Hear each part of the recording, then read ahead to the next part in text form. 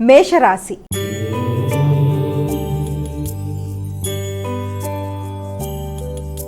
అమ్మ, మేషరాశి వారికి ఈరోజు ఏ విధంగా ఉంది? మేషరాశి వాళ్ళకి ఉత్సాహంగా ఉల్లాసంగా ఉంటారు, నూతన నిర్ణయాలు తీసుకుంటారు, కుటుంబ సభ్యుల సహకారం చాలా వరకు అనుకూలంగా ఉంటుంది.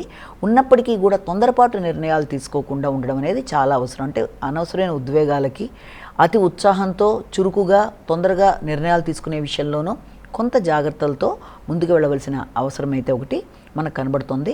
ముఖ్యంగా తీసుకునే నిర్ణయాల వల్ల మీ యొక్క భాతృవర్గంతో కావచ్చు, ప్రియమైన మిత్రులతో కావచ్చు, అభిప్రాయ భేదాలు రాకుండా వారితో కలిపి చక్కగా చర్చించుకొని వారితో కలిపి తీసుకోబోయే నిర్ణయాలలో వీలైనంత వరకు వారి యొక్క సహాయ సహకారాలు కోరినప్పుడు కూడా తగిన విధంగా వారి మాటలకు కూడా తగినంత విలువ ఇస్తూ ఆలోచనతో ముందుకు వెళ్ళడానికి చేసే కార్యక్రమాల వల్ల అన్ని విధాల అనుకూలత అనేది ఏర్పడే అవకాశం ఉంటుందని మనం ఇక్కడ గమనించుకోవాలి.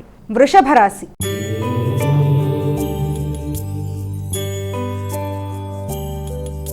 అమ్మ, వృషభ రాశి వారికి ఎలా ఉంది ఈరోజు?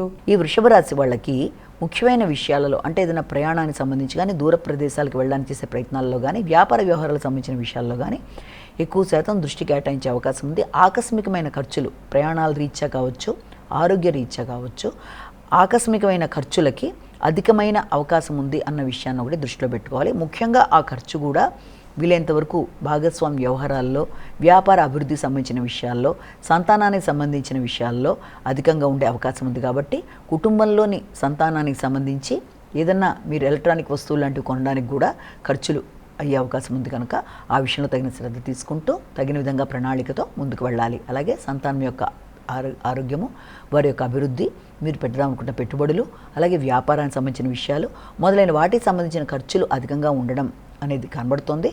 అంతేకాకుండా వాటికి సంబంధించిన విషయాల్లో తగిన విధంగా ప్రణాళికాపరంగా ముందుకు వెళ్ళడం, వాటి విషయంలో తగిన శ్రద్ధ తీసుకోవడం చాలా అవసరం.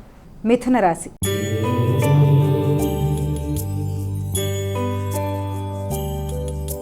అమ్మ, మిథున రాశి వారికి ఎలా ఉంది ఈరోజు? మిథున రాశి వాళ్ళకి ముఖ్యమైన విషయాలలో, ఆర్థిక సంబంధమైన విషయాలు చాలా వరకు అనుకూలంగా ఉండే అవకాశం ఉంది. పూర్వపు రుణాలు మీకు ఇవ్వవలసిన వాళ్ళు ఎవరైనా ఉన్నా మీకు వాళ్ళు తీర్చేసే అవకాశాలు లాంటివి.